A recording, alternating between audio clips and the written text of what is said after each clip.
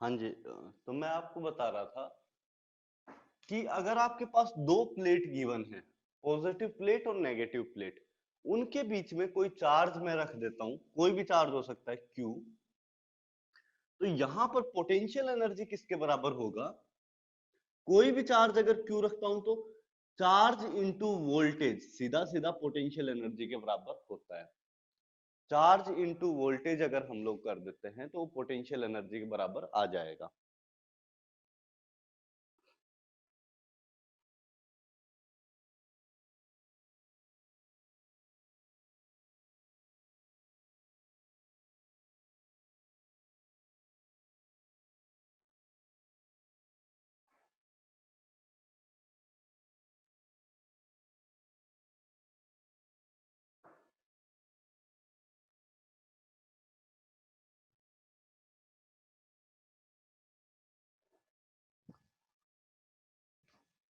अगर चार्ज की जगह क्या रखा जाए, इलेक्ट्रॉनिक चार्ज हो, मतलब इलेक्ट्रॉन को रख दें इन दोनों प्लेट्स के बीच में, तो पोटेंशियल एनर्जी कितनी हो जाएगी?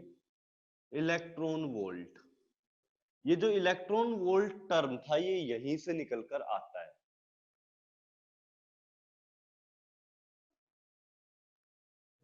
एक मिनट, अमन का क्या दिक्कत हो रहा है?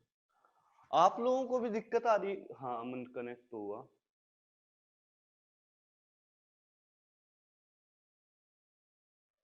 कनेक्शन में तो कोई इशू नहीं आ रहा है बाकी लोगों को? नहीं। आद्या? हाँ, ठीक है। प्रणव? नहीं आ रहा सर।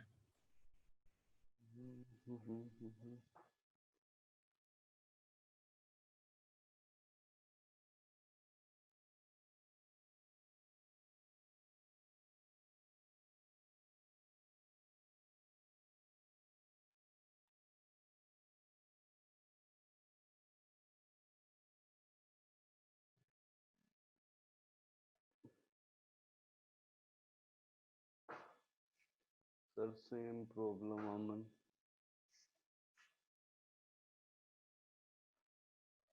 चलिए कोई बात नहीं, फिर बाद में देखते हैं इसको। तो आप क्या कर रहे थे वहां पर? फोटो इलेक्ट्रिक इफेक्ट के अंदर एक पोटेंशियल डिफरेंस फील होना चाहिए क्योंकि आपके पास दो प्लेट्स हैं।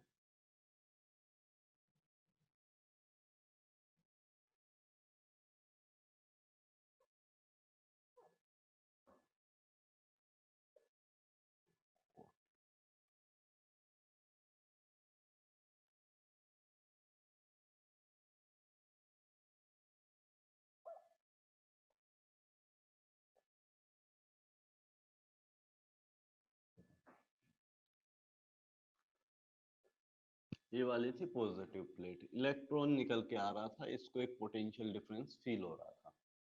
पोटेंशियल एनर्जी इस तरफ ये लग रही थी कुछ।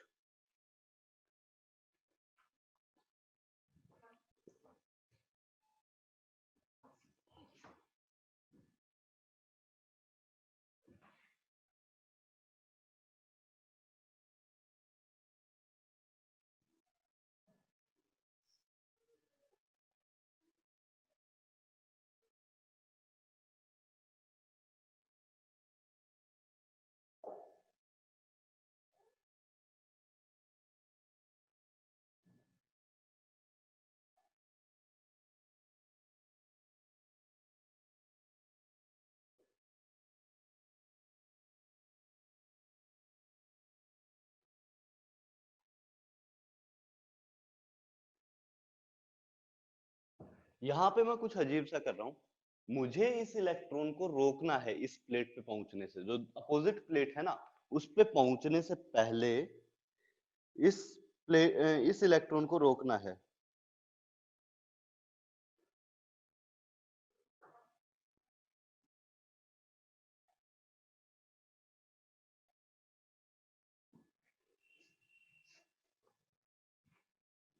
इस प्लेट पे पहुंचने से पहले इस इलेक्ट्रॉन को रोकना है।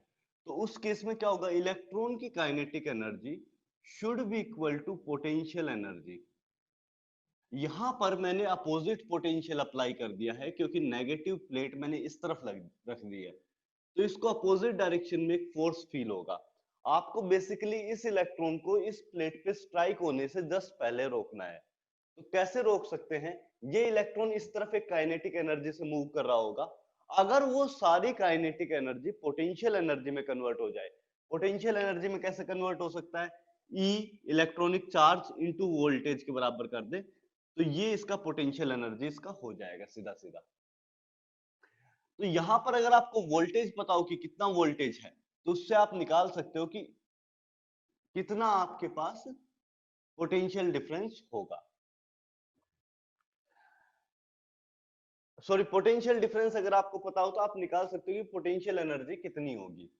तो यहां पर इलेक्ट्रॉन इस तरफ एक काइनेटिक एनर्जी से मूव कर रहा था, अपोजिट डायरेक्शन में पोटेंशियल एनर्जी लगेगा, क्योंकि पोटेंशियल एनर्जी अपोजिट रिपेल करेगा बेसिकली। यहां पर ये नेगेटिव प्लेट इस इलेक्ट्रॉन को रिपेल करेगी। ये इलेक्ट्रॉन जैसे जैसे इस तरफ बढ़ता जाएगा, इसकी काइनेटिक एनर्जी कम हो जाएगी। ये स्ट्राइक कब नहीं करेगा? जब इलेक्ट्रॉन इस जस्ट पहले इस प्लेट से स्ट्राइक करने से जस्ट पहले अपनी सारी काइनेटिक एनर्जी लूज कर दे, तो क्या हो जाएगा? ये इलेक्ट्रॉन वापस चला जाएगा। और ऐसा केस कब होगा? जब ये पोटेंशियल एनर्जी इस काइनेटिक एनर्जी से स्लाइटली हाई हो। बेसिकली लिमिटिंग केस क्या होगा? ये काइनेटिक एनर्जी इस पोटेंशियल एनर्जी के बराबर आ जाए, तो वो लिमिटिंग केस हो जाएगा। अब तो मेरे ख्याल से अमन का ज्वाइन तो हुआ है, लेकिन उसका चल तो नहीं रहा है। आयुष भी ज्वाइन कर गया। चलिए ठीक है।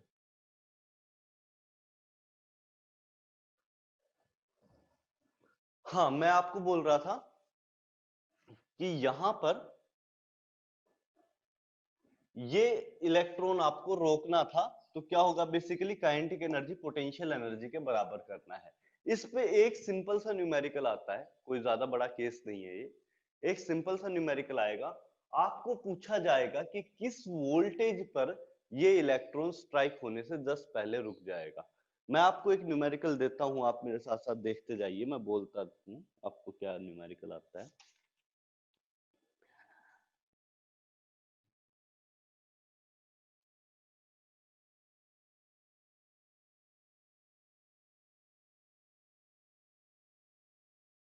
Yes,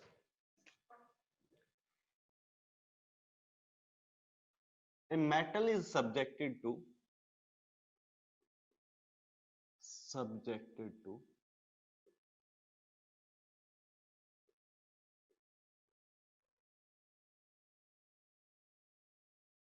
a radiation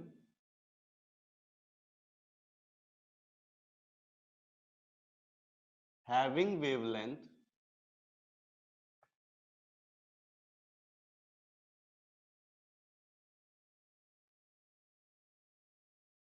lambda is equal to 3000 angstrom if work function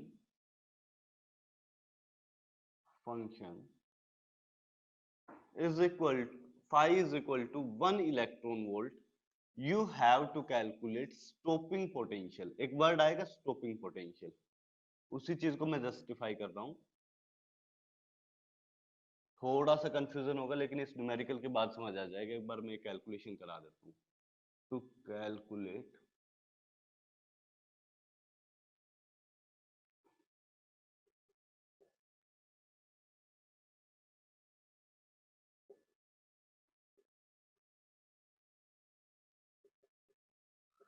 आपके पास V क्या होता है? पोटेंशियल को रिप्रेजेंट करता है बेसिकली।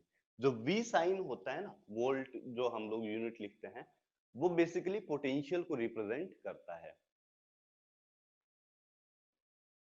अमन का बिल्कुल नहीं हो पा रहा है, कोई so we have to calculate stopping potential. अब जब स्टॉपिंग पोटेंशियल कैलकुलेट करना है, तो क्या करेंगे? इस केस में सबसे पहले मैं निकालूंगा काइनेटिक एनर्जी कितना है। तो काइनेटिक एनर्जी कैलकुलेट करना आता है आपको आद्या? यस आद्या, सर, आ जाएगा। जल्दी से निकाल के दो, कितना आता है? हाँ, काइनेटिक एनर्जी जल्दी से निकाल के दीजिए मुझे, कितना आता है?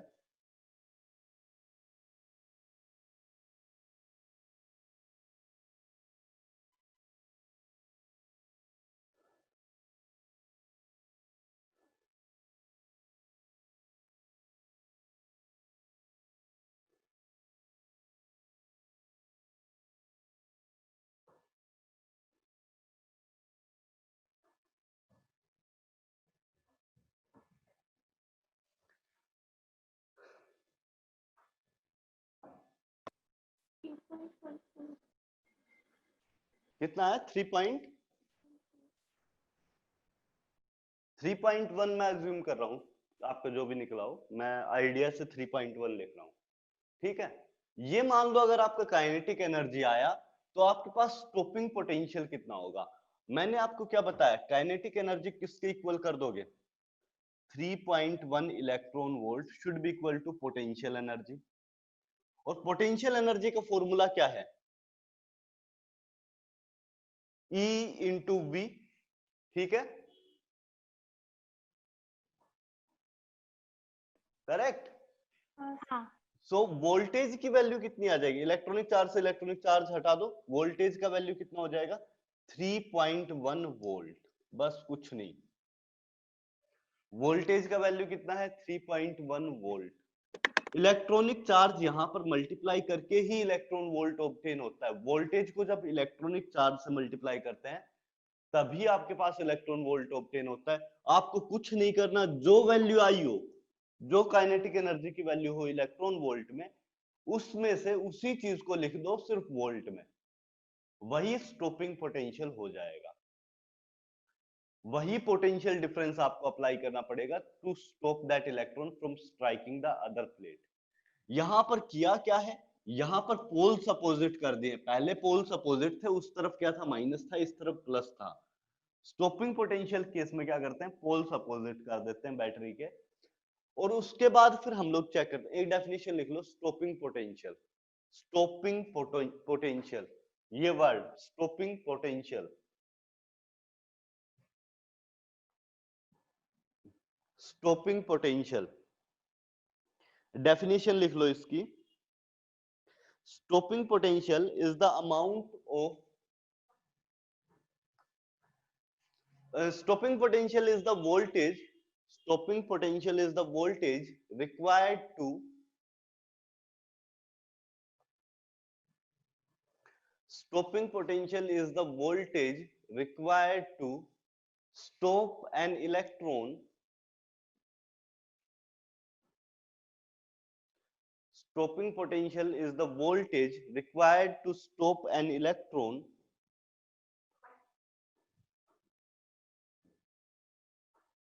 required to stop an electron just before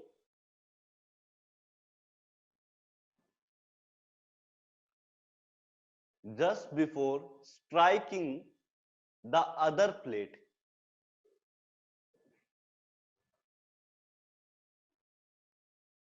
striking the other plate। और एक और डेफिनेशन लिखो, और stopping potential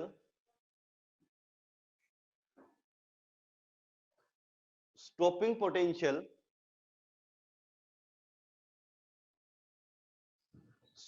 potential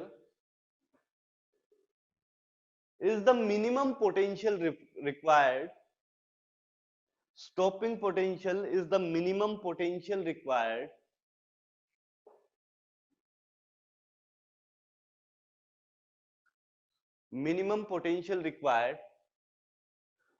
to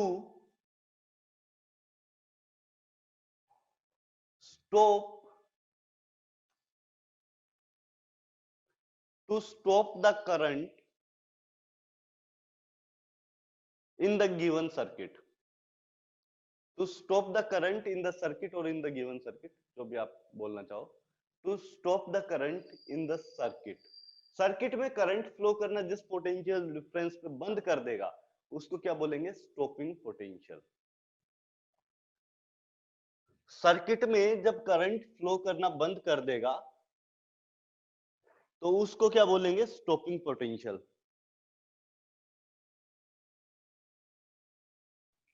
sir kinetic energy और पोटेंशियल एनर्जी तो हमेशा सेम ही होगा ना, क्योंकि पोटेंशियल एनर्जी होगा तब तो वो काइनेटिक मूवमेंट कर पाएगा। पोटेंशियल एनर्जी होगा तभी तो वो मूवमेंट नहीं, करेगा, मतलब नहीं, उसमें नहीं, पोटेंशियल होगा। नहीं, ऐसा नहीं होता है आद्या। काइनेटिक एनर्जी और पोटेंशियल एनर्जी अलग अलग चीजें हैं। यहां से इलेक्ट्रॉन निकल के आएगा, उसके पास कुछ काइनेटिक एनर्जी होगी, है ना। हाँ। पोटेंशियल एनर्जी किस वजह से लगती है? दो अपोजिट चार्जेस एक दूसरे को अट्रैक्ट करें तो पोटेंशियल एनर्जी लगेगी, या एक दूसरे को हाँ। रिपेल करें सेम चार्जेस तो भी पोटेंशियल एनर्जी लगेगी। तो पोटेंशियल एनर्जी दूसरा फैक्टर है। यहाँ से जो इलेक्ट्रॉन निकल के आ रहा था वो एक स्पीड से निकल के आ रहा था, उसकी वजह से क्या थी? Kinetic energy. पोटेंशियल एनर्जी किस वजह से आएगी? यहाँ पर जो अट्रैक्शन है या रिपल्शन है उसकी वजह से पोटेंशियल एनर्जी आएगी। तो आप बोले कि उसमें काइनेटिक एनर्जी उसका ज्यादा होना चाहिए तभी वो रुकेगा? नहीं, पोटेंशियल एनर्जी ज्यादा होना चाहिए। अच्छा हाँ। भाई ये प्लेट ज्यादा स्ट्रोंगली इसको रिपेल कर रहा हो, ये कुछ स्पीड से निकल के आया, इसकी तरफ भाग रहा है, इसकी तरफ दौड़ रहा है, मतलब ये इलेक्ट्रॉन यहाँ से इस प्लेट से निकल के आया, इस दूसरी प्लेट की तरफ जो दौड़ के जा रहा है। अब आपको हाँ। ये इलेक्ट्रॉन किसी तरह रोकना है। कैसे रोके? आप धीरे धीरे, मतलब इसका धीरे धीरे करके स्पीड कम करते जाओ, इस तरह से कम करो कि ये प्लेट पे स्ट्राइक करने से जस्ट पहले इलेक्ट्रॉन रुक जाए, हाँ। है ना? तो क्या होगा? ये करंट बंद हो जाए, क्योंकि इलेक्ट्रॉन इस प्लेट पे पहुंचा नहीं तो करंट सर्किट में फ्लो नहीं कर पाएगा।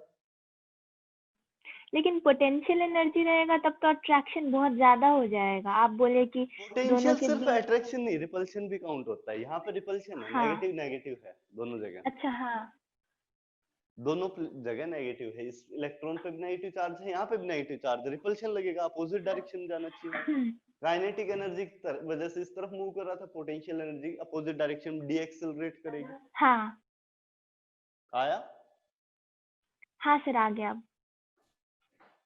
पर पोटेंशियल एनर्जी तो हम ऐसा पढ़े थे ना कि वो जितना मूव करता है उसको बोलते हैं।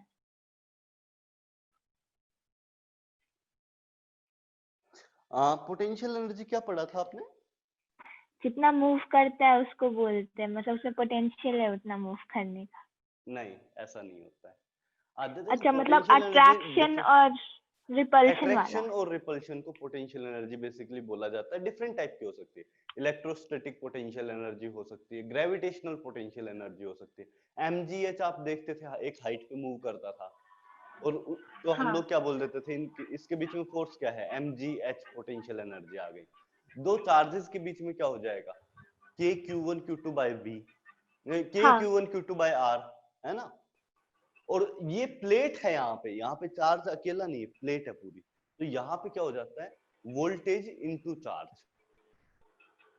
अच्छा पर सर पोटेंशियल मतलब तो ये होता है ना कि अंदर कितना पार है, मतलब कि कितना वो कर सकता है काम। पोटेंशियल का बेसिक मीनिंग है, अगर मैं प्रॉपर फिजिक्स के डेफिनेशन से जाऊं, अगर मेरे पास कोई यूनिट एंटिटी है, unit entity either unit charge और यूनिट मास और समथिंग यूनिट, मतलब एक ही है, उसके ऊपर अट्रैक्टिव या repulsive force because of influence of some other such kind of unit, मतलब वैसे ही कोई और यूनिट होगी, उसके इन्फ्लुएंस की वजह से इस यूनिट पे कोई अट्रैक्टिव या रिपल्सिव फोर्स लगे, उसे क्या बोलते हैं? पोटेंशियल। अब वर्डिंग में इसको ऐसे समझा सकते हैं कि जैसे चार्ज है, एक सिंगल चार्ज है, अगर ये वन चार्ज होता, यूनिट पॉजिटिव चार्ज होता, तो नेट इसके ऊपर कितना पोटेंशियल डिफरेंस लगता? V, क्योंकि मैंने यहां पर क्या बोला कि पोटेंशियल एनर्जी का प्लेट के केस में फॉर्मूला क्या होता है? Electronic charge into voltage. हाँ। अगर Q charge into voltage, basically electronic charge तो इस वजह से क्योंकि इलेक्ट्रॉन लिया है। अगर चार्ज की वैल्यू 1 रख दें तो पोटेंशियल कितना हो जाएगा? V, हो जाएगा, है ना? तो यहाँ पर पोटेंशियल का डेफिनेशन क्या होगा? सिर्फ V वाला पार्ट क्या बोलेंगे? पोटेंशियल। और पोटेंशियल एनर्जी कब हो जाएगी? जब उसको चार्ज से मल्टीप्लाई कर देंगे। पर वहां भी तो हम लोग चार्ज से मल्टीप्लाई किए ना, Q इंटू हाँ, तो V। वहां पे पोटेंशियल एनर्जी निकाला है, पोटेंशियल थोड़ी निकाला है। हाँ। दोनों अलग अलग चीजें हैं, पोटेंशियल अलग चीज है, पोटेंशियल एनर्जी अलग चीज है। तो फिर आप पोटेंशियल में भी अभी बोले कि यूनिट एंटिटी से मल्टीप्लाई करेंगे तो सिर्फ V यूनिट वाला एंटिटी, पार्ट आ रहा है। यूनिट यूनिट यूनिट यूनिट यहाँ पे Q चार्ज लिया है, यूनिट एंटिटी थोड़ी है। अच्छा यूनिट एंटिटी क्या होता है फिर ये बताइए यूनिट को आप। मतलब बोलते हैं 1। अगर हाँ। चार्ज की जगह मैं क्या ले लेता? 1 ले लेता, तो क्या हो मतलब जाता? चार्ज नहीं है वो 1 है, यूनिट है। यूनिट मतलब 1 चार्ज है। तो सर चार्ज तो हो रहा है ना। लेकिन अगर आपके पास देखो पोटेंशियल एनर्जी डिफाइन करेंगे यूनिट एंटिटी, मतलब ऐसे कर सकते हो कि कैसे समझाऊं इस चीज को। हम्म,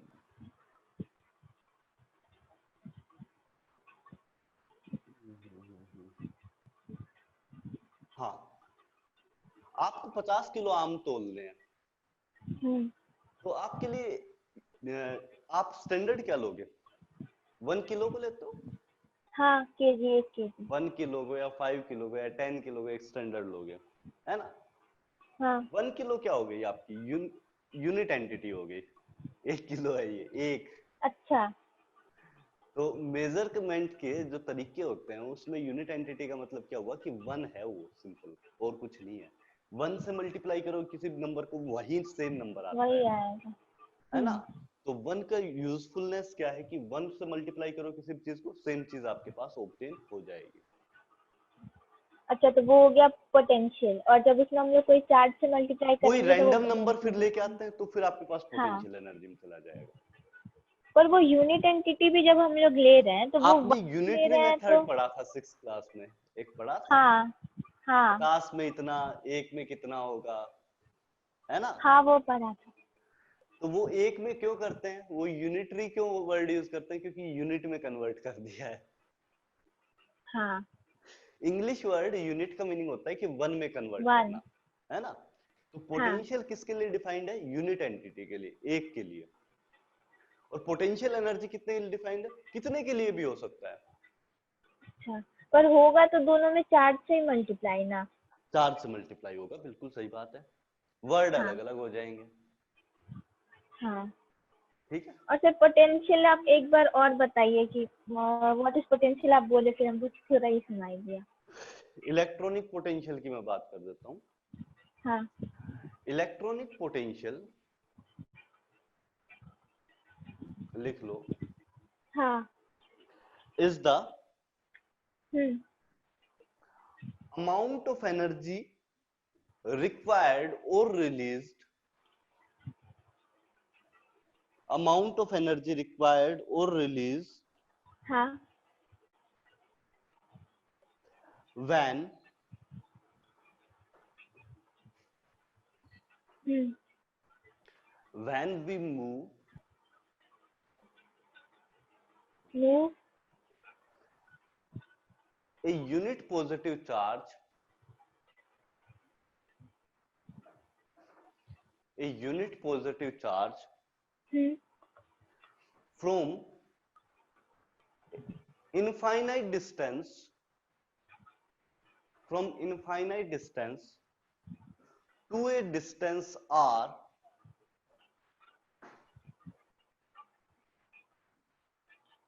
to a distance r hmm from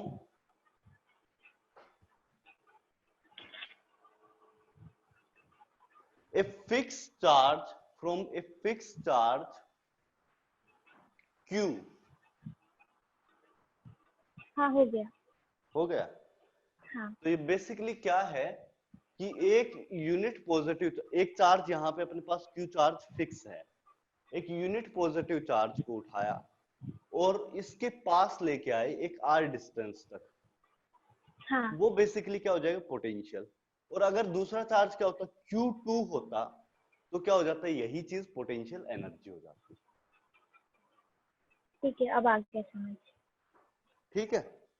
हाँ ये क्या किया था, ये बात समझ में आई। आपने काइनेटिक एनर्जी हाँ निकालना है, उसके आगे से डायरेक्टली आप क्या हटा दो, इलेक्ट्रॉन का साइन हटा दो, जो हाँ, वोल्टेज ये बचेगा। आ गया मेरा काइनेटिक आ गया, आप जो प्रोसेस बोल रहे थे उससे। स्टॉपिंग पोटेंशियल में आयुष को कोई डाउट है? आयुष, आर्यन, परम,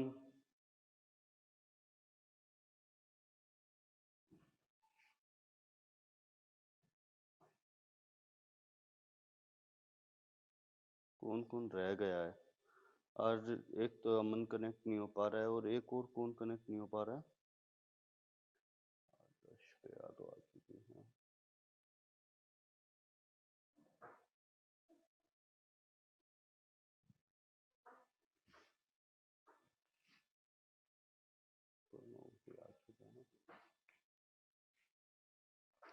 चलिए मैं आपको एक और क्वेश्चन देता हूं। Calculate stopping potential, calculate stopping potential, calculate stopping potential when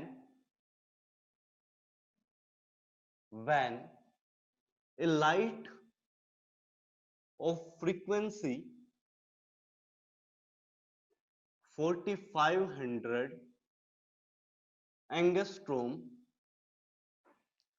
falls on a metal surface having work Sir? function, या आपने बोला when a light of frequency sorry wavelength mistake कर दिया। When a light of wavelength 4500 angstrom falls on a metal surface having work function 2 electron volt,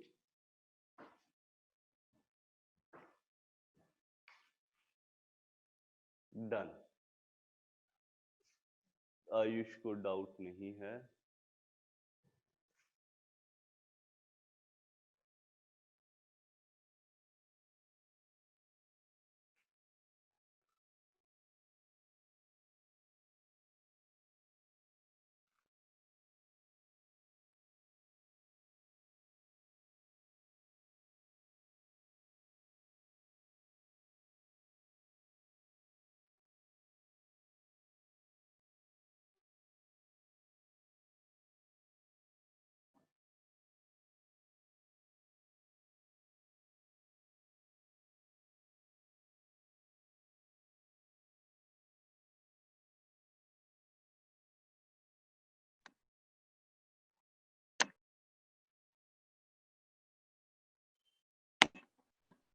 (0.76) 0.76 potential कितना है आपका? 0.76। सबका यही आ रहा है कि एक बार देख लो और बता दो कंफर्म करके।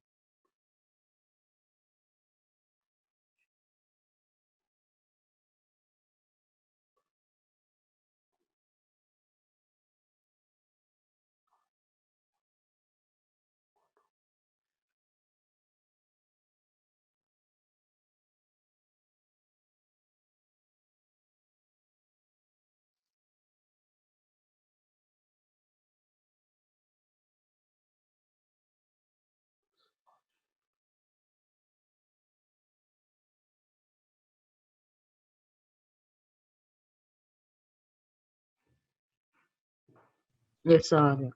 आ गया, बहुत बढ़िया।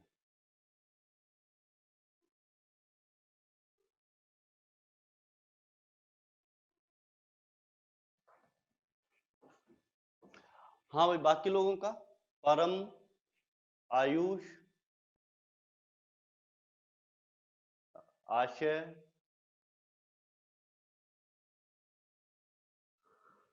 परम, आयुष, आशय हुआ क्या आप लोगों का? मैं एक बार सोल्व कर ही देता हूं अगर दिक्कत आ रही है तो। 12420 divide by 4500 minus 2 is equal to kinetic energy. Kinetic energy is equal to hc by lambda minus 2। hc की वैल्यू कितनी? 12420 डिवाइड बाय 4500 माइनस 2। सो आपके पास कितना चला जाएगा? ये वैल्यू अगर आप निकालने जाओगे तो कितने के आसपास जाएगी? 2.76 माइनस 2 कितना बच गया? 0.76। ये आपके पास काइनेटिक एनर्जी हो गई इन इलेक्ट्रॉन वोल्ट। पोटेंशियल कितना हो जाएगा, साइन हटा दोगे ई का, जो आंसर आए वही आपका पोटेंशियल डिफरेंस है, मतलब कितना हो गया 0.76। कुछ नहीं करना, बहुत आसान सी चीज थी। कोई डाउट है क्या इस चीज में? मेरा तो कैलकुलेशन मिस्टेक था, कैलकुलेशन मिस्टेक? फॉर्मूला तो यही लगाए थे। ओहो, ऐसे गड़बड़ तो ना करो। चलिए, ये पार्ट अगर हो गया हो तो मैं नेक्स्ट पार्ट पे मूव करूं। अब कुछ मजेदार होने वाला है।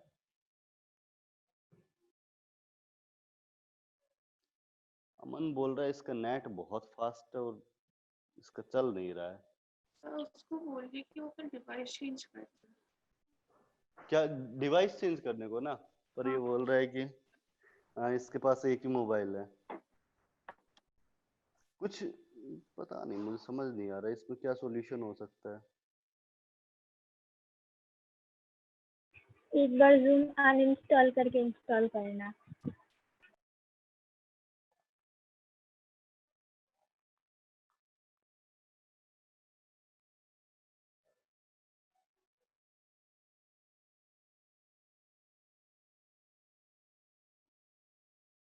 चलो ठीक है। रिकॉर्ड नहीं हो रहा है? रिकॉर्ड हो तो रहा है।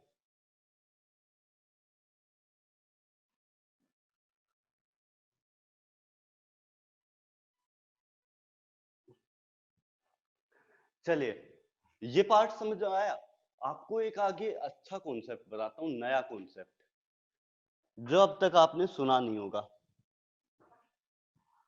आपने एक चीज सुनी है कि मैटर वेव नाम की कुछ चीज होती है? Matter waves.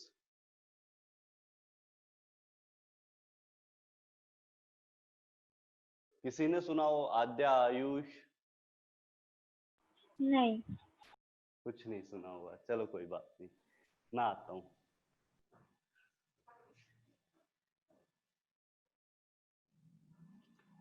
Photo electric effect से बेसिकली प्रूव क्या हुआ था?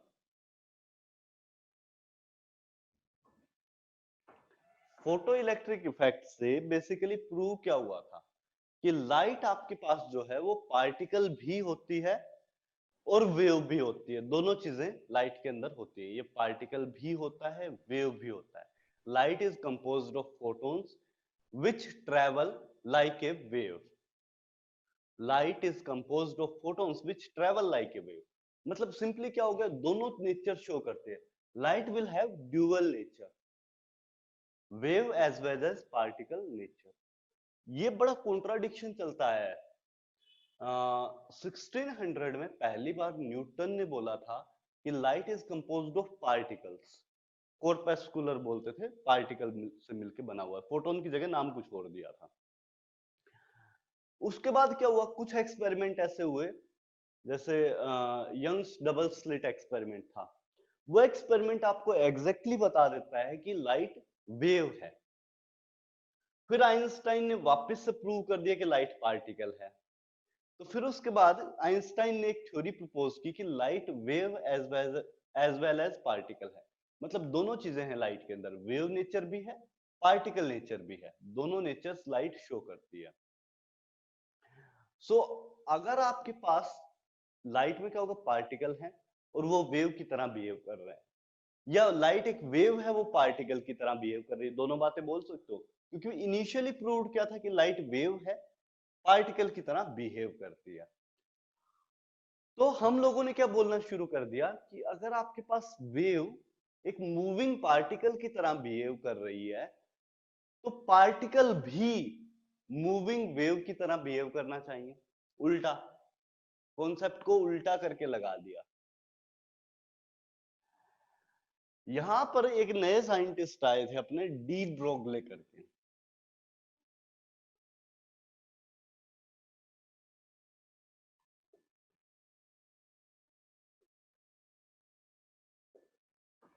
इन्होंने क्या बोला कि लाइट, सॉरी, जो कोई भी पार्टिकल होगा, अगर कोई भी मूविंग पार्टिकल है, वो वेव की तरह बिहेव करेगा। कोई भी आपके पास मूविंग पार्टिकल है, वो वेव की तरह बिहेव करेगा। मतलब कोई भी स्पीड से, थोड़ा भी स्पीड से मूव कर रहा है, तो वो वेव की तरह बिहेव करेगा। अब इसका कहाँ आता है वो बताऊंगा। तो ये बोलने की बजाय कि स्ट्रेट लाइन में ट्रेवल करता है, ये बोलता है कि वेव की तरह ट्रेवल करेगा। कुछ अजीब बात नहीं है।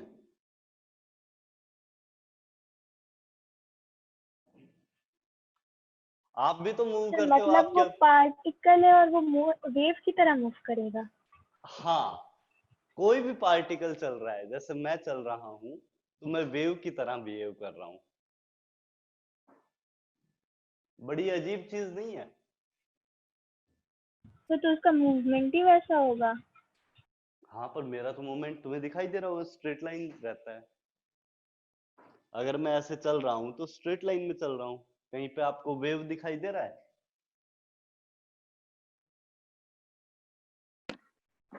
वेवलेंथ श्रेया? काफी मतलब छोटी है। हाँ, वेवलेंथ काफी छोटी है, ये बात तो ठीक है। कोई भी पार्टिकल अगर मूव कर रहा है, तो उसका क्या होगा, एक वेवलेंथ आपके पास आएगी। लेकिन वेवलेंथ की वैल्यू काफी कम हो जाती है। जैसे जैसे पार्टिकल का मास बढ़ाते जाओगे, वेवलेंथ काफी कम होती जाएगी। यहां पर वेवलेंथ किसके बराबर होती है? Lambda is equal to H by M V. जैसे जैसे आप मास बढ़ाते जाओगे, वेवलेंथ कम होता जाएगा। वेवलेंथ कम होता जाएगा मतलब वेव नेचर डोमिनेट नहीं करेगा। वेव बहुत कम एम्पलीट्यूड की आपकी, बहुत कम लैम्डा की आपकी बनेगी। जो वेवलेंथ है वो काफी कम हो जाएगा जैसे जैसे मैं मास का वैल्यू बढ़ाता जाऊंगा। ये बात कुछ समझने लायक है? वेवलेंथ काफी कम होता जाएगा जैसे जैसे मैं मास का वैल्यू बढ़ाता जाऊंगा। अगर आपके पास एक इलेक्ट्रॉन मूव कर रहा होता विद स्पीड ऑफ लाइट, या स्पीड ऑफ लाइट छोड़ो, इलेक्ट्रॉन इज प्रेजेंट, थोड़ा पिछला कॉन्सेप्ट रिवाइज हो जाएगा, in first Bohr orbit of hydrogen atom.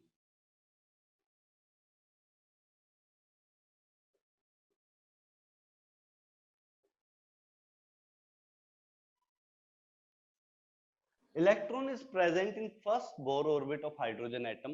You have to calculate wavelength lambda for this electron. An electron is present in first Bohr orbit of hydrogen atom. You have to calculate lambda for this electron.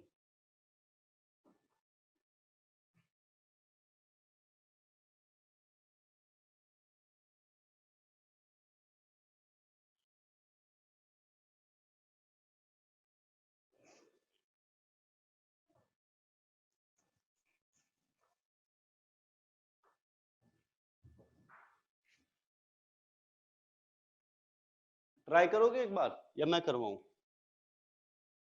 Adya? Sir आप कराइए। सबसे पहले first Bohr orbit में आपको velocity निकालना आता है? मैंने कैलकुलेट कराया था। हाँ उसका वैल्यू कितना आया था? 3 पॉइंट समथिंग।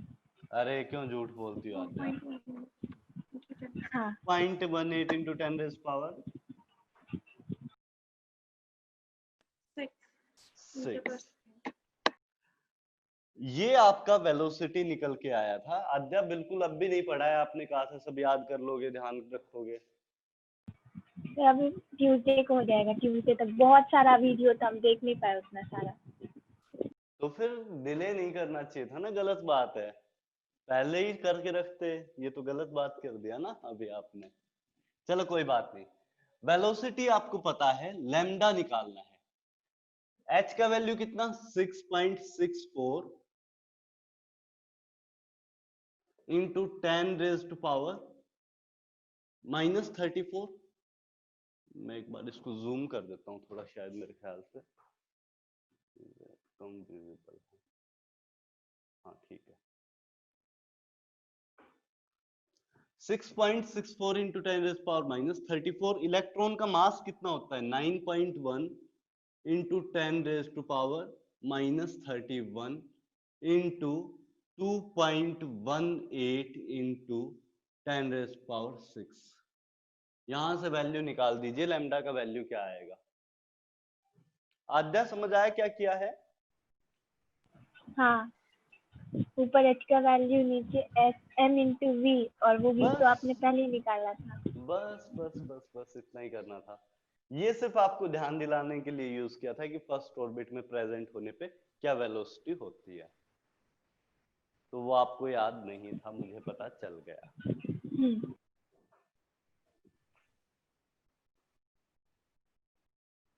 तो वीडियो 2-2 घंटे का था तो पूरा नहीं देख पाए हम, 2-3 ही फर्स्ट का देखे, उसमें अभी तक ये आया ही नहीं।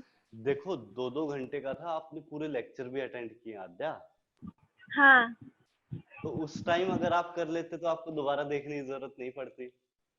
तो उस टाइम तो समझ आ गया था पर फिर भूल गए। नहीं, दिक्कत क्या आई, आपने साथ साथ रिवाइज नहीं किया। कभी भी एक बार में चीजें समझ नहीं आती है आद्या, दोबारा रिवाइज करना ही पड़ता है। आप तो हाँ। साथ के साथ रिवाइज करते तो नोट्स कॉपी से ही रिवाइज हो जाता। अभी आपको क्या कर रहा है ना, होना पड़ रहा है कि आपको दोबारा से पूरा लेक्चर देखना पड़ रहा है। ये दिक्कत है। वहां पे साथ साथ आगे से ये चीज ध्यान रखना कि डेली डेली जैसे ही क्लास ओवर हो, आप एक बार नोट्स कॉपी को पलट लेना, रात को सोने से पहले एक बार देख लेना कि क्या कराया गया है, और होमवर्क साथ साथ करो। एक्चुअली सबसे बड़ी दिक्कत क्या होती है, जब तक होमवर्क नहीं करते अपने पता ही नहीं चलता कि अपने कितना समझ आया कितना समझ नहीं आया। और हाँ। हमारे साथ प्रॉब्लम क्या है कि हम होमवर्क करते नहीं है, बहुत आलसी है ना। हाँ, अब तक तो, आज तो फिर भी थोड़ा बहुत किया है, अब तक तो बिल्कुल ही नहीं किया था। पहले का तो सारा होमवर्क हो गया, बस थोड़ा सा बचा था। बट आद्य होमवर्क साथ के साथ, लेट करके होमवर्क भी नहीं करना, लेट करने से दिक्कत हो जाती है। हाँ, आप सारा रिवाइज करेंगे डेली। केमिस्ट्री की मैं आपको एक सिंपल सी बात बताऊं, मेरा जो पर्सनल एक्सपीरियंस है, अगर आप जो लेक्चर है वो ध्यान से सुन रहे हो, पूरा ध्यान से, तो आपको एक्स्ट्रा कुछ ज्यादा पढ़ने की जरूरत नहीं पड़ेगी। स्पेशली फिजिकल केमिस्ट्री में थोड़ा सा चाहिए कि आपको साथ साथ होमवर्क करना पड़ेगा, लेकिन इनऑर्गेनिक ऑर्गेनिक में तो ऐसा भी होता है कि आपको साथ साथ, मतलब लेक्चर के अलावा कुछ ज्यादा पढ़ने की जरूरत नहीं पड़ती है। बट अगर आप रिवाइज नहीं करोगे तो आपके लिए अगले ही दिन पढ़ना मुश्किल हो जाएगा, क्योंकि चीजें इतनी कॉम्प्लेक्स हो जाएंगी कि आपको लगेगा कि पता नहीं क्या करा दिया था पिछली क्लास में। कराया कुछ नहीं था, आपको समझ भी आया था, लेकिन आपने रिवाइज नहीं किया, उस वजह से क्या हुआ कि चीजें बिल्कुल साफ हो गई हैं। तो रिवाइज साथ साथ हाँ। करना ही पड़ेगा, नहीं तो बहुत दिक्कत होने वाली है। हाँ, क्योंकि क्लास में तो हमको अच्छे से समझ आ जाता है और फिर उसके हाँ, बाद भूल जाते हैं। तो वो रिवाइज ना करना भी नुकसान करता है। आइंदा करेंगे। हाँ,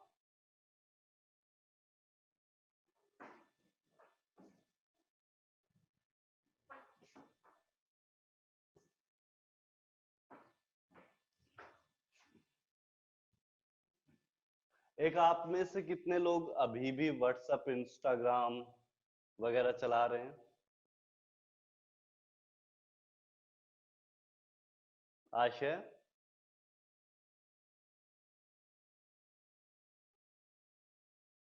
आशय चलाते हो आप?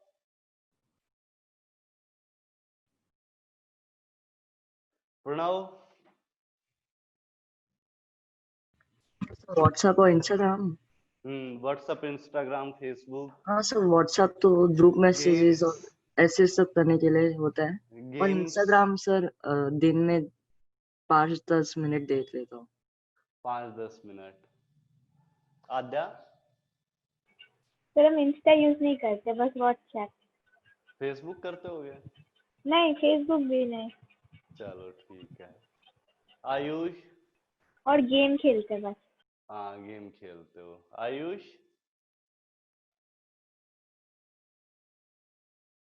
आयुष? साउंड नहीं आ रहा शायद। माइक ऑन कर लो ना एक बार आयुष।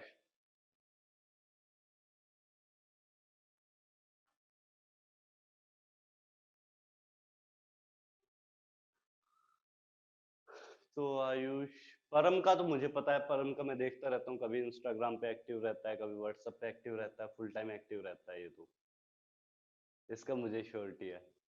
श्रेया, आपका तो नहीं लगता मुझे, आप चलाते होगे। सिर्फ व्हाट्सएप है, पर व्हाट्सएप पे ज्यादा नहीं रहती और हम्म, इंस्टाग्राम फेसबुक मम्मा के फोन है, वो मम्मी के अकाउंट से, मेरा नहीं। आफ्टर 12 अच्छा, ये स्कूल और दूसरे इंपॉर्टेंट मैसेज के लिए देखता हूँ। तो भाई तुम लोगों के लिए मेरा एक इंस्ट्रक्शन है, मेरे पर्सनल एक्सपीरियंस से, जब भी आप कभी इन सब में जाते हो, व्हाट्सएप, इंस्टाग्राम, या फिर अपना कौन सा था, फेसबुक, ये सब जो भी चलाता है उसका सिलेक्शन होना बड़ा मुश्किल होता है। पर्सनल एक्सपीरियंस है मेरा, ये सब जो भी चलाता है, ज्यादा फ्रेंडशिप करता है, उसका भी सिलेक्शन होना बहुत मुश्किल होता है। जो ज्यादा दोस्ती वोस्ती में पड़ जाता है ना, उसके लिए सिलेक्ट होना बहुत मुश्किल होता है। मैं पहली बार कोटा गया था, 2009 की बात है। कोटा में हम लोग पढ़ने के लिए गए थे, और वहां पर क्या होता है कि आपको पता होगा शायद 1 लाख के अराउंड बच्चे रहते हैं, 1 लाख 1.5 लाख के अराउंड बच्चे प्रिपेयर करते हैं। तो इतना बच्चा पढ़ता है, और उसमें से सेलेक्ट होते हैं मुश्किल से कितने, 2 से 2,500, 2 to 2.5 थाउजेंड आपके सेलेक्ट होते हैं। तो 2000 और 2500 सेलेक्ट होते हैं टोटल 1 लाख 1.5 लाख में से। तो आप सोचो इतने बच्चे फेल क्यों होते हैं। इतने बच्चे अगर प्रिपेयर करते हैं तो उसमें से इतना ज्यादा फेलियर का रेट क्यों है। अभी डीएक्टिवेटेड है, अच्छा ठीक है।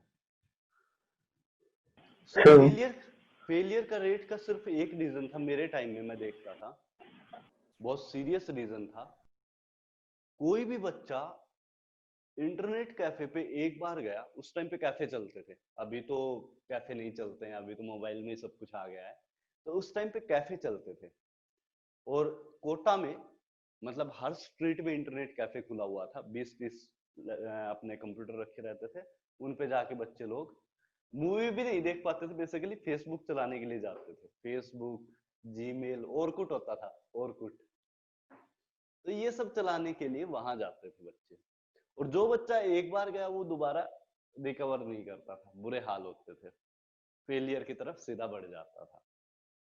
आप एक बार देखते हो दिन में, वो भी माइंड में आपके घूमता रहता है कि आज इंस्टा पे उसका फोटो देखा, आज इंस्टा पे, और बेसिकली आपको ऐसी लाइफ दिखाई जाती है, हर कोई ना अपना ऐसा लाइफ दिखाता है जैसे वो बहुत ही मजे में जी रहा है और बहुत ही अच्छा है उसके साथ। तो इनकी फिर हमें देख के लगता है कि हमारी लाइफ तो बहुत खराब है, बाकी लोगों की बहुत अच्छी लाइफ है। तो ऐसा नहीं है, ये सब चीजें अवॉइड ही करो। मेरा सजेशन ये रहेगा कि ये सब चीजें बिल्कुल अवॉइड करनी चाहिए, क्योंकि ये सब चीजों में जब तक आप पढ़ते हो तो आपके माइंड पे वो एक इन्फ्लुएंस आता है कि मैं इस तरह का बन जाऊं या वैसा कुछ करूं। उससे बेटर क्या होगा, आप अपना सिलेक्शन निकालो, कैरियर सिक्योर करो, उसके बाद आप कुछ भी करो। इंस्टाग्राम पे पीछे लगाओ IITian, एक अलग टैग बनेगा, या नीचे लिखो IIT बॉम्बे कंप्यूटर साइंस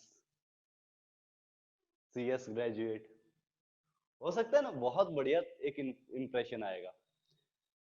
तो बेसिकली आप अभी के लिए बिल्कुल अवॉइड कर दो टीवी, ये सब इंटरनेट वाला फंडा, यूट्यूब खासकर। यूट्यूब में लेक्चर वीडियोस देख सकते हो, लेकिन उसके अलावा बेसिकली अगर आप रैंडम सर्फिंग करते हो, कोई भी वीडियो, चलो जेसीबी चल रही है देखें, तो वो सब कुछ अवॉइड करो।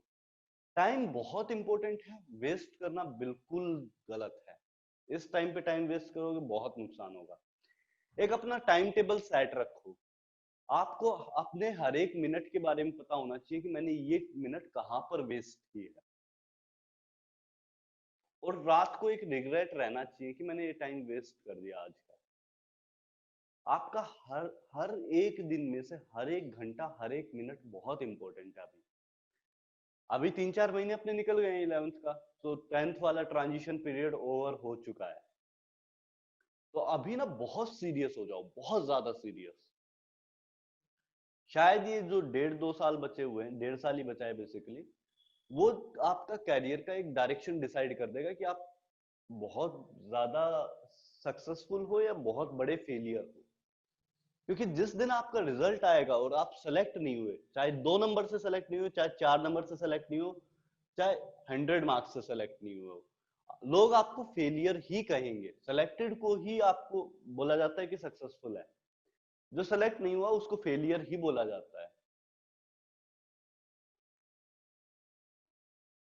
बस एक चीज, टारगेट दिन रातों में दिखाई देनी चाहिए कि आईआईटी में पहुंचना है। टारगेट अपना ऐसा सेट कर लो कि बस आईआईटी दिखाई देना चाहिए रात दिन, और जब वो दिखाई देगा तो आपका मेहनत अपने आप होने लगेगी। ठीक है, तो नेक्स्ट क्लास तक मुझे कौन कौन, बिल्कुल एक तो मुझे टाइम टेबल कौन बना के देगा, पहले तो मुझे एक बात बताओ, टाइम टेबल सबसे पहले अपना सेट करके मेरे पास सेंड कर देना। अगर कुछ इंप्रूवमेंट होगी तो मैं बता दूंगा, ठीक है। तो मैं टाइम टेबल बन ही नहीं सकता क्योंकि मेरे टाइमिंग फिक्स ही नहीं है। कभी भी क्लास हो जाती है, कितनी क्लासेस होती है कुछ समझ ही नहीं लगता। फिर भी एक रीडिंग आवर वगैरह कुछ बना लो, सेल्फ स्टडी के लिए कुछ ना कुछ टाइम तो सेट करो, ऐसे मत करो। तो हाँ आयुष बोलो। सर जो ये आप बता रहे हो गेम्स, फेसबुक, इंस्टाग्राम, ये सब मेरे पास है सर, बट वो सिर्फ मतलब स्कूल के काम के लिए है। मतलब हमारी जो किसका स्कूल काम की पे क्या चैट, स्कूल का काम हो गया? सर हमारा पूरा ग्रुप ही इंस्टाग्राम ही बना हुआ है स्कूल का। ओके। तो बेसिक बेसिक जो हम बातें करते हैं कि आज स्कूल में क्या हुआ, कैसे कराया। देखो आयुष, आयुष लोगों को बात करने दो, तुम रात को एक बार ओपन किया करो, 5 मिनट के लिए टाइम सेट करो कि इसी टाइम पे हाँ मुझे सर, ओपन करना है। मैं वैसे ही करता हूँ। हाँ फिर ठीक है। सर रात को मेरा 1 आवर का है टाइम। 1 आवर तो बहुत ज्यादा है। नहीं सर, मुझे बाकी सब भी तो करना होता है। वो मैं जब सोने जाता हूँ तभी करता हूँ। ठीक है, लेकिन 1 आवर बहुत ज्यादा टाइम। मैं आपसे एक और चीज पूछना चाह रहा था, आप सबसे ही, कि मैं सोच रहा था कि एक क्लास आपकी एक्स्ट्रा रखी जाए, क्योंकि वीक में आपकी 3 ही क्लास हो पा रही है और 1.5 आवर्स की ही हो पा रही है। तो मैं संडे को एक क्लास रखना चाह रहा था आपकी, अगर आप सब लोग रेडी हो तो। सर टाइमिंग क्या होगी? टाइम आपके अकॉर्डिंग डिसाइड कर देंगे, आपको जो प्रेफरेबल हो। नहीं, संडे के दिन मतलब सिर्फ संजय सर की क्लास होती है, पंकज सर की क्लास होती है, बीच में फ्री रहते हैं। ओके, तो किस से किस टाइम तक फ्री रहते हैं आप? सर बट उसका भी गारंटी नहीं है कि फिर जी के टेस्ट रख दिए तो कभी भी हो सकता है, बट अभी तो ओके, फ्री है, सिर्फ फ्री है। संजय सर की क्लास किस टाइम से किस टाइम तक होती है? सुबह के टाइम पे 5:30 to 7। Okay, Pankaj sir 8 o'clock से। 8 o'clock से, तो हाँ मैं इवनिंग में रख दूं? हाँ इवनिंग में इवनिंग 6 to 7:30 कर देता हूँ। हाँ 6 to 7:30 थोड़ा सा दिक्कत हो 6 जाएगी। to 7:30 फिर वो बैक टू बैक हो जाएगा। हाँ जी सर। फिर उसके बाद किसकी क्लास है? सर 8 PM तो होती है सर पंकज सर की क्लास। 8 PM पंकज सर की होती है, तो फिर आप 4 to 4 6 to। कर दो, 4 to 5:30। हाँ ठीक है आयुष? सुबह आफ्टरनून में क्या दिक्कत है? मुझे कोई दिक्कत नहीं, आप जैसे बताओगे वैसे कर लूंगा। मैं इस वजह से कह रहा था क्योंकि आपके टेस्ट वगैरह हो सकते हैं ना, हाँ तो उस संडे को टाइम में, टेस्ट होता है। हाँ, तो उस टाइम में टेस्ट फिजिबल है कि आपके टेस्ट उस टाइम पे हो जाएं, है ना? तो सर ऐसा करते हैं ना कि ये संजय सर की क्लास के बाद ही कर लेता है। फिर उसके बाद पंकज सर की बता रहे हो 8 से? नहीं नहीं सर, स्टार्ट संजय करना सर की तो सुबह होती पंकज है। सर की तो रात 8 बजे। ओके, तो फिर सुबह 7 बजे से कर सकते हैं, 7 से सर 8:30। 5:30 to 7, हाँ सर, 8 o'clock से स्टार्ट कर लेते हैं। 8 से 8 से करते हैं, स्टार्ट बिकॉज करें। 7 to 8 हमें 1 घंटा थोड़ा इधर ठीक है, उधर ब्रेकफास्ट करने में ठीक है, लग ठीक जाता है, है। ठीक है। तो मैं 8 to 9:30 कर देता हूँ, 8 to 9 या 8 to 9:30, 1 hour हाँ और सर 1.5 hour वेरी करा लेंगे। अगर आपका टेस्ट हुआ तो 9 तक रख लेंगे, ठीक है? यस सर ठीक है श्रेया? प्रॉब्लम ही नहीं रात है। को सुबह सुबह सुबह अमन, सर सुबह मेरा क्लास है मैथ्स का, किससे 8 किस टाइम तक? संडे को 8 बजे से 9:30 बजे तक सर। 8 से 9:30 तो आपकी क्लास है, फिर तो दिक्कत हो गई, फिर शाम को ही रखना पड़ेगा। आयुष, संजय सर के क्लास होती है। आयुष शाम हाँ को जी 4 सर से 5:30 में कोई इश्यू है क्या? 4 to 5:30? सर वही टाइम बचा है। हाँ तो बचा ही वही है, तो वही मैं सोच रहा था। ठीक है 4 to 5:30 रखते हैं। सर इस वीक में 4 to 5:30 ट्राई करते हैं। मैं अपने बिल्कुल टीचर से भी बात करूंगा। ठीक है, इस वीक में एक बार 4 to 5:30 ट्राई करते हैं। अगर आपका कोई और क्लास होता है क्या 4 to 5:30 में? हाँ सर कभी कभी स्कूल का एक्स्ट्रा क्लासेस हो जाता है संडे को सर ठीक शाम है, को। अगर एक्स्ट्रा क्लास हो जाए तो इन्फॉर्म कर देना, मैं शिफ्ट कर दूंगा इसको, ठीक है? Okay sir. चलिए, तो यहाँ पर मैं आपको एक दे रहा हूं। A ball of mass 1 kg is traveling with 100 meter per second.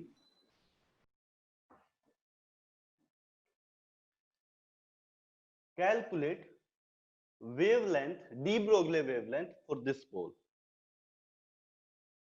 Sir Calculate, उसका आंसर क्या था जो आपने पहले क्वेश्चन दिया था? मैंने क्या किया था, h/mv कर दिया था डायरेक्टली श्रेया। हाँ मेरा आंसर 3.34 मैंने आंसर। एग्जैक्ट कैलकुलेट नहीं किया था, जो भी कैलकुलेशन करके आंसर आ रहा हो वही है। Okay sir. वैल्यूज मैंने रख दी थी, ठीक है? आपको क्या करना है, एक बॉल ट्रेवल कर रही है 100 मीटर पर सेकंड से, इसके लिए आपको वेवलेंथ निकालनी है। वेवलेंथ का फॉर्मूला क्या है? Lambda is equal to h/mv। आपको मास पता है, वेलोसिटी पता है, h का वैल्यू पता है, आपको बताना है कि वेवलेंथ क्या होगा, डी ब्रोगले वेवलेंथ।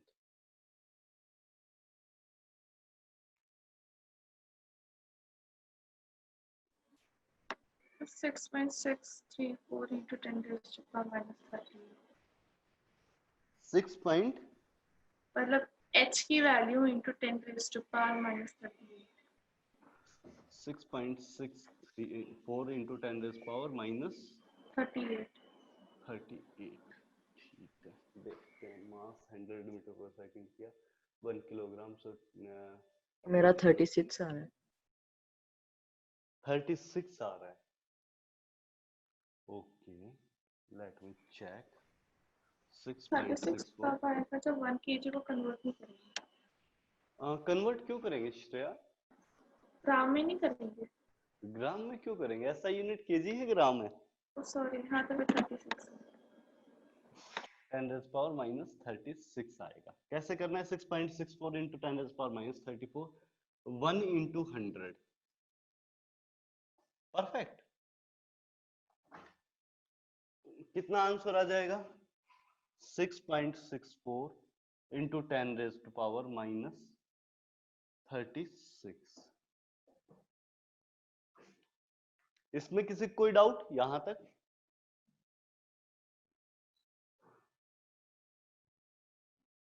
अमन?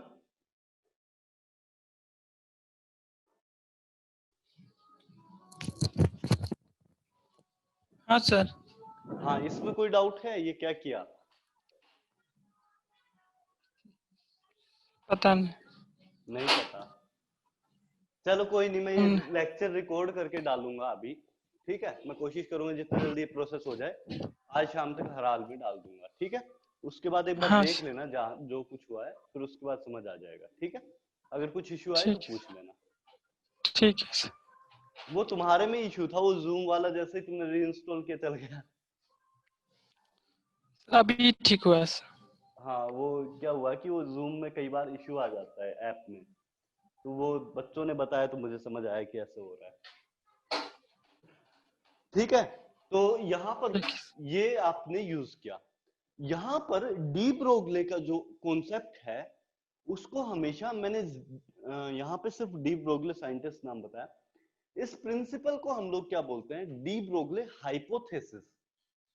एक वर्ड यूज करते हैं डी ब्रोगले हाइपोथेसिस। ये कोई प्रिंसिपल नहीं है,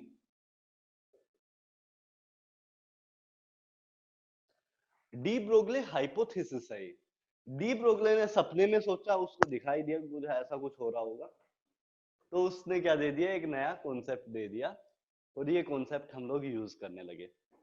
वर्ड हाइपोथेसिस किस वजह से, फिजिक्स में दो वर्ड होते हैं, एक हाइपोथेसिस होता है, एक प्रिंसिपल होता है। प्रिंसिपल किस चीज को बोलते हैं फिजिक्स में? फिजिक्स में प्रिंसिपल उस चीज को बोला जाता है जिसके पीछे कोई रीजन हो और जो हर जगह एप्लीकेबल हो। उसके पीछे कोई रीजन होना चाहिए और हर जगह एप्लीकेबल होना चाहिए, और हैंस प्रूव्ड वाला पार्ट होना चाहिए कि प्रूव कर सकें कि ये चीज के पीछे कोई लॉजिक है। डी ब्रोगले के साथ प्रिंसिपल क्या, डी ब्रोगले के साथ जो कॉन्सेप्ट था उसके साथ प्रॉब्लम क्या है, उसका कोई प्रूफ नहीं है एग्जैक्ट ये किस वजह से हो रहा है ऐसा। एग्जैक्ट कोई प्रूफ अपने पास नहीं है, लेकिन ये अप्लाई हो जाता है हर जगह, अप्लाई हो जाएगा, एग्जैक्ट कोई प्रूफ होता नहीं है इसका। तो इस वजह से वर्ड यूज करना पड़ा हाइपोथेसिस प्रिंसिपल की जगह। डी ब्रोगले क्या है, हाइपोथेसिस है। मोस्ट ऑफ द टाइम्स क्या होते थे, प्रिंसिपल होते थे। यहाँ पे क्या है, हाइपोथेसिस। सर ये डी ब्रोगले तो बस इतना बताया ना कि H/mv वाला, बस बस बस बस बिल्कुल, उसका कोई लॉजिक नहीं है। उसका कोई लॉजिक नहीं। उसने क्या बोला कि जैसे वेव पार्टिकल की तरह बिहेव कर रही है वैसे पार्टिकल वेव की तरह बिहेव करेगा, और इस टाइप की वेव्स को क्या बोल दिया, मैटर वेव्स, क्योंकि ये पार्टिकल एमिट कर रहे थे व्हाइल ट्रेवलिंग विद स्पीड। किसी भी स्पीड से पार्टिकल चल रहा है तो वो क्या करेगा, एक वेव एमिट करेगा, उसे क्या बोल दिया, मैटर वेव। अब ये कॉन्सेप्ट ना थोड़ा सा अपना एस्ट्रोलॉजी में काम आता है। अपना एस्ट्रोलॉजी सुना है, इंडिया में ग्रह चलते हैं और अपनी लाइफ शनि इन्फ्लुएंस मंगल। होती है ना। तो बेसिकली उसमें मैटर वेव के लॉजिक से कुछ लोग इसको जस्टिफाई करते हैं कि अपने पास क्या होता है, प्लेनेट जब मूव करता है तो उसके साथ एसोसिएटेड कोई वेव होगी, और वो वेव अपनी मूवमेंट के साथ जब हम लोग मूव करते हैं या अपनी लाइफ जैसे चल रही है उस मूवमेंट को इन्फ्लुएंस करेगी। मतलब उसके साथ आइदर कंस्ट्रक्टिव वे में इन्फ्लुएंस करेगी या डिस्ट्रक्टिव। वेव्स दो टाइप में इंटरेक्ट कर सकती हैं, या तो कंस्ट्रक्टिव एम्पलीट्यूड बढ़ जाएगा या फिर डिस्ट्रक्टिव एम्पलीट्यूड कम हो जाएगा। तो अगर आपके पास कंस्ट्रक्टिव इन्फ्लुएंस आए प्लेनेट की वेव का अपनी वेव के साथ, कंस्ट्रक्टिव इन्फ्लुएंस आए मतलब जुड़ने वाला, जुड़ जाएं दोनों, तो क्या होगा, अपनी लाइफ में थोड़ी खुशी बढ़ेगी। और अगर डिस्ट्रक्टिव इन्फ्लुएंस आ रहा है तो अपने को सैडनेस थोड़ा ज्यादा फील होगी। ये थोड़ा सा आद्या आद्या आद्या आद्या आद्या आद्या आद्या आद्या आद्या आद्या साउंड नहीं आ रही है ढंग से, 1 मिनट रुक के बोलो। हाँ अब बोलो।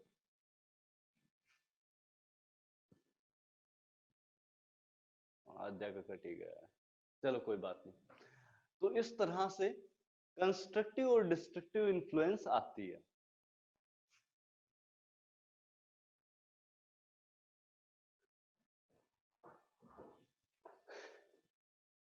अगर आप में से किसी को कोई इंटरेस्ट हो तो क्या होता है कि अपने यूनिवर्स की जो फ्रीक्वेंसी है ना वो बहुत मैटर करती है। यूनिवर्स में कुछ फ्रीक्वेंसीज डोमिनेटिंग होती हैं, और उन फ्रीक्वेंसीज के अराउंड आप अगर रहते हो तो आपको थोड़ा अच्छा लगेगा। ये थोड़ा सा यूनिवर्स में आता है, कहीं पे पढ़ना अगर मिले तो, लेकिन अभी तो खैर टाइम नहीं है, हम लोग आगे मूव करते हैं। डी ब्रोगले का हाइपोथेसिस क्या बोलता है, आपके पास सिंपली ये क्या बोलेगा कि मैटर के साथ एक वेव एसोसिएटेड होगी, उसे वेव नेचर बोला जाता है।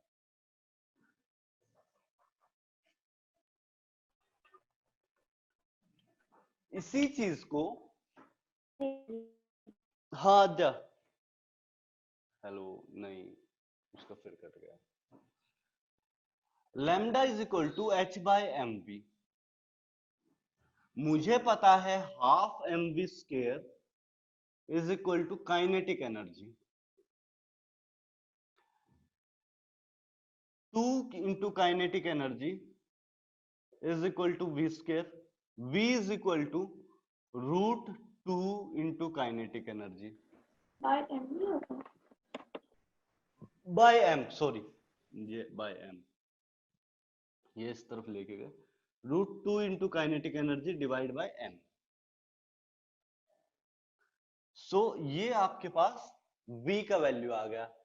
अगर इस v के वैल्यू को मैं यहां पे पुट कर दूं तो कुछ फॉर्मूला निकल के आएगा। क्या आएगा?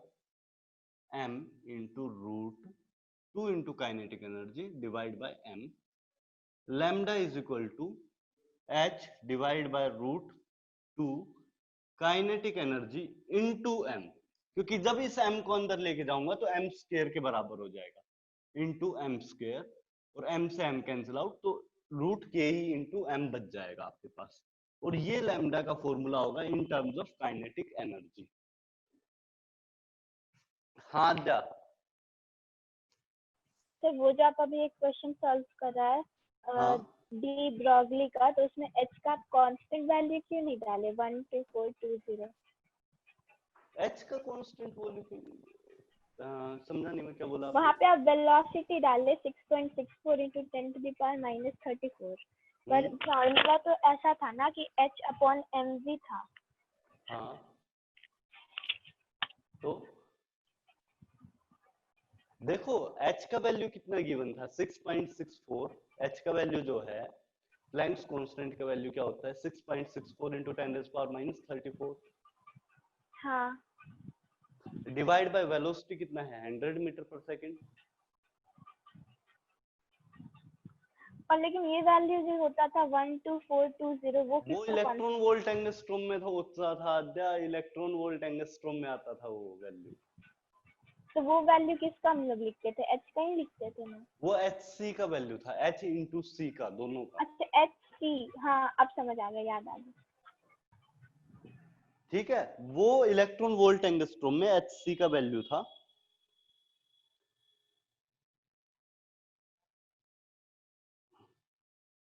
ओके